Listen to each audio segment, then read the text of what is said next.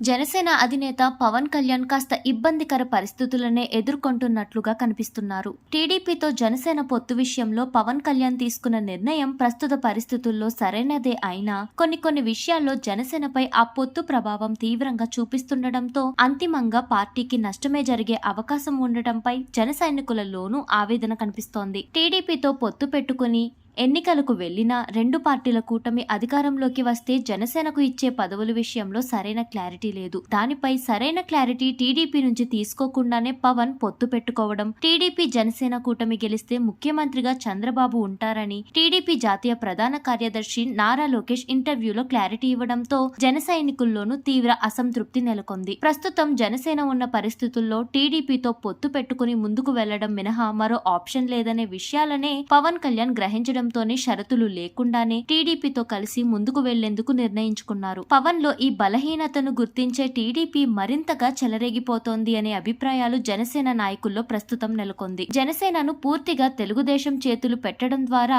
రేపు రెండు పార్టీల కూటమి అధికారంలోకి వచ్చినా జనసేనకు పదవుల్లో పెద్దగా ప్రాధాన్యం ఇచ్చే అవకాశం లేదనే అభిప్రాయాలు రాజకీయ వర్గాల్లో నెలకొన్నాయి. ఇదిలా ఉంటే ప్రస్తుతం నెలకొన్న పరిణామాలపై సీనియర్ పార్లమెంటేరియన్ మాజీ కేంద్ర మంత్రి చేకొండి హరిరామ జోగయ్య స్పందించారు. ఈ విషయంపై పవన్ కళ్యాణ్ ను ప్రశ్నిస్తూ లేఖ రాశారు. అధికారం చేపట్టి బడుగు బలహీన వర్గాలకు అండగా ఉండాలని ఆయన పరోక్షంగా పవన్ కు హేతువు పలికారు. అయితే పవన్ నుంచి సమాధానం రాలేదు. ప్రస్తుతం ఉన్న పరిస్థితుల్లో జనసేన ఒంటరిగా ఎన్నికలకు వెళ్లే అంత స్థాయిలో బలోపేతం కాలేదనే విషయం పవన్ కు అర్థమయ్యే టీడీపీతో పొత్తు విషయంలో ఈ విధంగా వ్యవహరిస్తున్నారు. కాకపోతే పదవులు ప్రాధాన్యం విషయంలో పవన్ రాజీ పడితే అది అంతిమంగా జనసేనకు రాబోయే రోజుల్లో ఇబ్బందికర పరిణామాలు తీసుకువచ్చే పరిస్థితి నెలకొందనే అభిప్రాయాలు సర్వత్రా వ్యక్తమవుతున్నాయి.